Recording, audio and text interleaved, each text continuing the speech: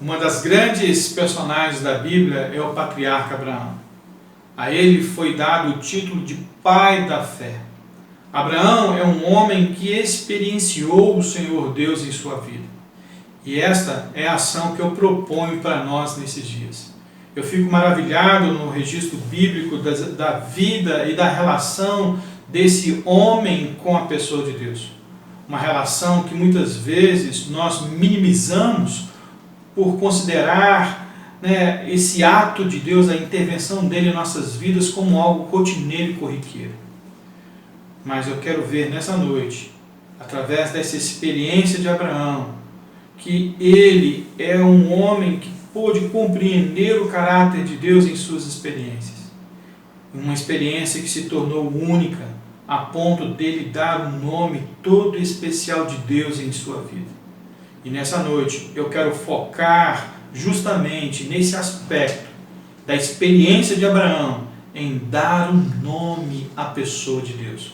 Por isso eu quero convidá-lo para ler na sua casa o livro de Gênesis, o capítulo 22, nos versículos de 1 a 14, onde nós lemos o seguinte: Passado algum tempo depois, pôs Deus Abraão à prova, dizendo-lhe: Abraão, ele respondeu: Eis-me aqui.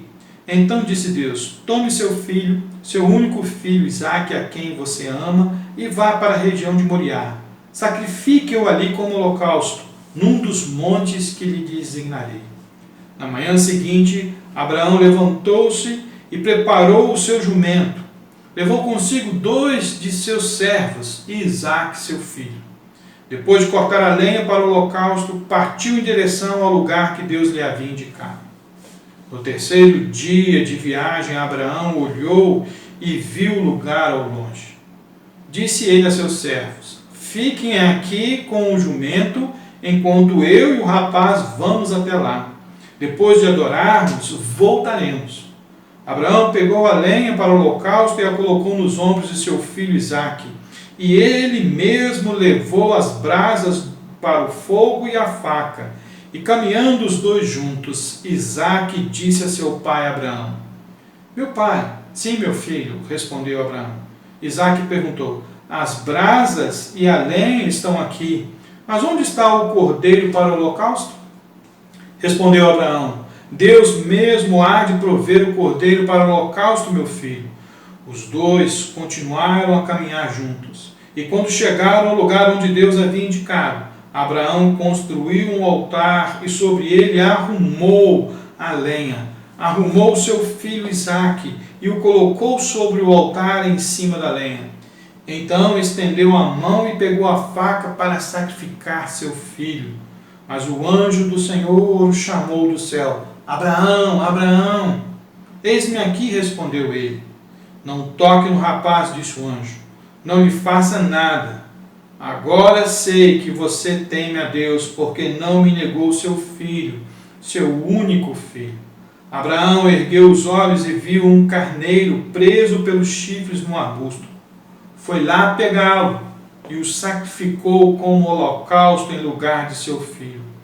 Abraão deu àquele lugar o nome de O Senhor Proverá. Por isso até hoje se diz: No monte do Senhor se proverá. Nessa experiência de Abraão, ele dá à pessoa de Deus o nome, o Senhor que provê. Certamente, se nós chegamos até aqui, é porque temos experimentado o cuidado de Deus e a provisão de Deus nas nossas vidas, quer você perceba de uma forma direta ou não. Entretanto, a questão aqui deve estar focada se nós possuímos a mesma convicção que levou Abraão a afirmar: No monte do Senhor se proverá. A mensagem transmitida por esse texto nos revela que a provisão divina torna-se o resultado da experimentação de Deus. Abraão, aqui nesse contexto, ele já era um homem já idoso, com 115 anos. E em toda a sua vida foi marcada por experiências com o Senhor. A última havia acontecido cerca de 10 anos atrás, quando ele precisou do consolo de Deus, quando ele expulsava de sua casa, o seu filho Ismael, do convívio com Isaac. Agora, nessa nova experiência que ocorre na vida de Abraão, o Senhor lhe pede uma prova de fidelidade, o sacrifício do filho da promessa. E nessa nova experimentação do Senhor, o Senhor se revela como aquele que provê. E nós vamos observar aqui 3 atitudes na vida de Abraão que o levou a testemunhar esse caráter provedor do Senhor. A primeira atitude de fé revelou aqui a provisão divina. Isaac não é um rapaz ingênuo e simples, pois a sua pergunta revela uma perspicácia. Eis aqui o fogo e a lenha, mas onde está o cordeiro para o holocausto? A resposta de Abraão revelou um homem que confiava na provisão divina, pois ele vive agora a vida em fé. Ele responde: Deus proverá para si, meu filho. Abraão, ele é o pai da fé. Entretanto, esse título não lhe é dado por causa deste evento, mas porque ainda no início de sua jornada, ele é convidado a olhar os céus, as estrelas, e crer na afirmação de Deus. Diz o texto bíblico que ele creu no Senhor e isso lhe foi imputado para a sua justiça. Eu fico maravilhado com a atitude desse homem, pois naquela noite nada de extraordinário existia. O céu era o mesmo, as estrelas eram as mesmas, mas a diferença estava em que ele confiou na palavra de Deus. Agora, anos depois daquela noite de afirmação, diante desta nova situação, uma situação inusitada, de sacrificar o filho da promessa, a mesma confiança lhe é exigida. Abraão, e portanto, ele age em fé. Mas como é que ele foi capaz de desenvolver atitudes de fé e nós, muitas vezes, fracassamos? Eu posso apresentar 2 razões aqui.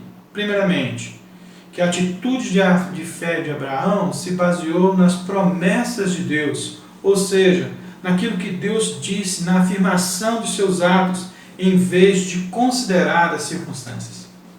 Abraão creu naquilo que o Senhor simplesmente falou concernente a Isaac. Deus lhe havia dito: por Isaac será chamado a sua descendência. Não houve necessidade de algo extraordinário. E eu vejo nessa postura de Abraão a evidência, daquilo que a Bíblia afirma como sendo a própria definição de fé. Hebreus nos declara: a fé é a certeza de coisas que se esperam, a convicção de fatos que não se veem. Esse primeiro versículo de Hebreus é um quiasmo, mas 2 palavras me chamam a atenção nesse verso: coisas que se esperam e fatos. A primeira expressão aponta para um conhecimento prévio, pois você só espera algo se aquilo lhe foi apresentado anteriormente. A segunda informa que o fato é um acontecimento, ou seja, um evento real. Portanto, a fé ela envolve a confiança numa declaração, numa afirmação, que leva à atitude de desfrutar de uma realidade que está longe de acontecer. Abraão simplesmente acreditou nas afirmações de Deus, aguardando sua concretização enquanto ele levava a sua vida rotineira. Porque ele ouviu o Senhor pedir o filho das promessas, e não duvidou em entregá-lo. A segunda razão demonstra que a atitude de fé de Abraão se baseou nas suas experiências passadas em vez de fantasias ou sonhos pessoais. O próprio nascimento de Isaac era uma demonstração de que as afirmações de Deus são infalíveis. Portanto, caminhando ao seu lado, estava a prova de que as afirmações de Deus são reais e verdadeiras. Abraão vivenciara muitas outras experiências da realidade concreta das afirmações de Deus. E esta seria mais uma. Infelizmente, é nesse quesito que nós falhamos em desenvolver a atitude atitude de fé ao experimentar o Senhor como provedor. Aquilo que vivemos no dia a dia não é resultado da rotina, do trabalho, do estudo, das oportunidades, mas a simples e real provisão divina para a minha vida, para a sua vida. A provisão divina, ele é resultado de uma atitude de fé naquilo que o Senhor tem afirmado em sua palavra. A provisão divina, meus queridos, se dá nessa atitude de fé em que nós podemos canalizar toda a nossa energia e prioridade no relacionamento com o Senhor. Portanto, eu pergunto, quais são as suas prioridades nesses dias? Nós acabamos de observar aqui que a atitude de fé de Abraão revelou a provisão divina para a sua vida. Contudo, o texto nos revela uma segunda atitude, desenvolvida por ele, que o leva a experimentar e testemunhar o caráter provedor do Senhor. A atitude de obediência, promovendo a provisão divina. O texto bíblico simplesmente relata: quando chegaram ao lugar que Deus lhe havia indicado, Abraão construiu um altar e sobre ele arrumou a lenha, amarrou o seu filho, colocou sobre o altar em cima da lenha, então estendeu a mão e pegou a faca para sacrificar o seu filho. Abraão obedeceu em tudo naquilo que o Senhor lhe ordenou. Não houve dúvida na execução de suas ordens, nem tampouco uma discussão para acomodar a situação. Há apenas a seca e lacônica obediência. Ele fez o que foi pedido. O resultado se mostrou na providência divina, pois o texto relata: tendo Abraão erguido os olhos, viu atrás de si um carneiro preso pelos chifres. Assim o Senhor proveu para si o cordeiro para o holocausto. Obediência. Palavra e ação interessante. Passamos nossas vidas sendo treinados a obedecer, treinando outros a obedecerem, para em grande parte das nossas experiências com o Senhor fazer justamente a nossa vontade, o nosso querer, em uma revelação de uma natureza egoísta e hedionda. Mas por que isso? Por que falhamos? Porque simplesmente nós não obedecemos ao que a palavra de Deus diz. Vivam pelo Espírito, e de modo nenhum satisfarão os desejos da carne. Abraão aprendeu a viver pelo Espírito, pois ele obedeceu. A obediência foi muitas vezes em suas experiências requerida. Nós sabemos que ele nem sempre obedeceu. Entretanto, o que torna evidente na vida desse patriarca é que ele aprendeu a obedecer. Ele aprendeu a viver pelo Espírito. Ele aprendeu a depender da provisão de Deus. Eu fico imaginando que aquele animal estava ali o tempo todo, enquanto Abraão e Isaac preparavam o altar, a lenha, e até mesmo quando Isaac foi amarrado e deitado sobre aquelas pedras. Perto dele estava a provisão divina, mas ele não enxergava, pois para desfrutar dessa provisão, Abraão precisava obedecer. A sua atitude de obediência capacitou a enxergar a provisão divina. Lembram-se do que o nosso irmão Josemar já disse? A providência disfarçada em tempos de crise. Irmãos, para mim um grande problema é que nós não desejamos viver pelo Espírito de Deus. Antes, quero viver segundo o meu próprio Espírito, pelo Espírito deste mundo e até pelo Espírito de porco.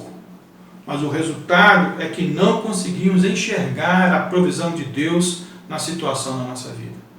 A obediência é a marca familiar daqueles que pertencem à família de Deus, daqueles que pertencem ao reino de Deus, daqueles que caminham rumo à pátria celestial. Resta perguntar, nesses dias tão inusitados que estamos vivendo, suas experiências serão marcadas pela prontidão em obedecer a palavra do Senhor? Nós acabamos de observar que a atitude de fé de Abraão revelou a provisão divina para a sua vida, além de promovê-la. Por fim, uma última atitude de fé se destaca aqui. e ressalta a fé da expectativa do futuro revelado, concretizando a provisão divina. Abraão compreendia perfeita e plenamente que através de Isaque se estabeleceriam as promessas divinas e que por sua vez se estenderiam toda a humanidade. O texto demonstra essa atitude. Então disse a seus servos: esperai aqui com o jumento, eu e o rapaz iremos até lá e, havendo adorado, voltaremos para junto de vós. O futuro de Abraão, através de seus descendentes, não era desconhecido dele, porque o próprio Deus já havia declarado em linhas gerais lá no capítulo 15. Leia para você ver. Agora esse futuro já estava em andamento, porque o filho da promessa já havia nascido e estava ao seu lado, caminhando para o monte do Senhor. Abraão não tinha dúvidas quanto ao seu futuro, não porque já fosse velho ou que tivesse herdeiros, mas porque Deus simplesmente já o havia declarado, e em mais de uma circunstância: por Isaque será chamado a sua descendência. Deus lhe havia declarado. Foi a certeza nas afirmações dessa realidade, ainda não alcançada, que proporcionou a provisão para aquela situação. O escritor aos Hebreus revelou esse aspecto motivacional de Abraão no capítulo 11, quando ele diz que Abraão levou em conta que Deus pode ressuscitar os mortos. A realidade das afirmações divinas através de Isaque era tão concreta que levou Abraão a vislumbrar um conceito até então obscuro nas Escrituras: a ressurreição. Para Abraão, o Senhor traria Isaque de volta à vida para cumprir aquilo que estava destinado a ele. A provisão na vida de Abraão era um ato divino, assim como a realidade da concretização da promessa. Por isso, por mais ilógico que fosse a ordem do sacrifício, o Senhor seria o único responsável por trazer o futuro à cena conforme ele prometeu. Portanto, a provisão divina garantiria a realização do futuro declarado e conhecido. O amanhã não trouxe para Abraão nenhuma angústia, pois o seu futuro se estabeleceria na provisão divina no presente. Irmãos, quantas vezes nos angustiamos com algo que não nos pertence? O meu futuro não é meu. O meu futuro pertence unicamente ao Senhor. Por isso, preciso viver o agora, compreendendo que Ele é capaz de prover e, de fato, proverá para a minha vida. Então, por que menosprezamos o nosso relacionamento com o Senhor, relegando um envolvimento meramente religioso, cerimonial? Por que desprezamos a leitura bíblica, o momento devocional, o momento de oração? Por que desprezamos experienciar o Senhor? Pergunte-se: o que eu desejo para esses dias? Concluindo, no monte do Senhor se proverá, porque a provisão ela é o resultado da experimentação de Deus, através de uma atitude de fé, de obediência e de uma expectativa de um futuro já revelado. Que nome você dará ao caráter de Deus em decorrência de sua experiência com esses dias tão inusitados que vivemos? Que nome Deus tem para você nesses dias, nessa sua experiência? Para Abraão, o Senhor proverá, porque este é o nome dele. Permita a Deus que também seja esta a sua experiência nesses dias. Que Deus o abençoe.